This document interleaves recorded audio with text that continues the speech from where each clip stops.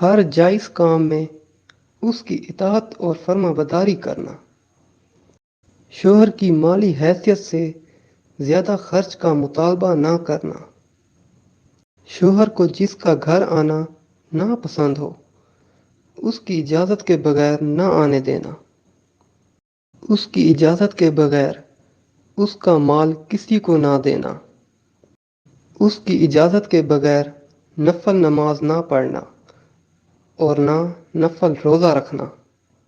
شوہر اگر ہم بستری کے لیے بلائے اور کوئی شرعی عذر نہ ہو تو اس سے انکار نہ کرنا۔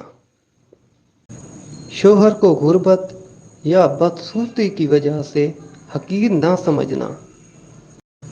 اگر کوئی شوہر میں شریعت کے خلاف کوئی چیز دیکھے تو ادب سے منع کرنا، کسی کے سامنے اس کے عیب بیان نہ کرنا اور نہ اس کے سامنے زبان درازی کرنا۔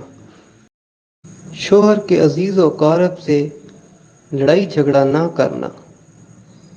شوہر کے والدین کی خدمت کو سعادت سمجھنا۔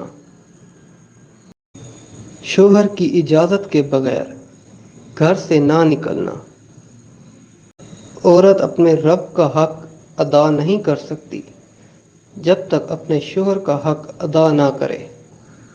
جس عورت کی موت اس حال میں آئے کہ اس کا شوہر اس سے راضی ہو وہ عورت جنتی ہے۔ شوہر کے لیے بناؤ سنگار کرنا اس کا حق ہے، عورت کو اس پر اجر ملتا ہے۔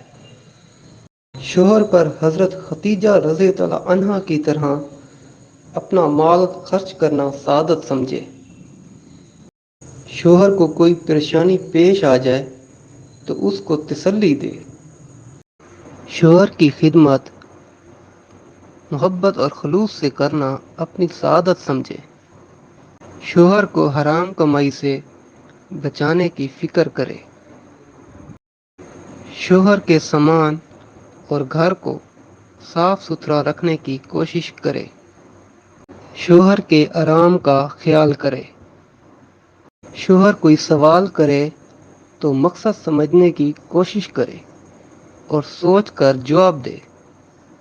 شوہر کی پکار پر فوراً جواب دے، اس بنا پر دیر نہ کرے کہ وہ خود ہی کر لیں گے۔ شوہر اگر مشورہ طلب کرے تو خلوص سے مشورہ دے۔ شوہر اگر غصہ ہو تو فوراً معافی مانگ کر اس کے مزاج کو ٹھنڈا کر دے۔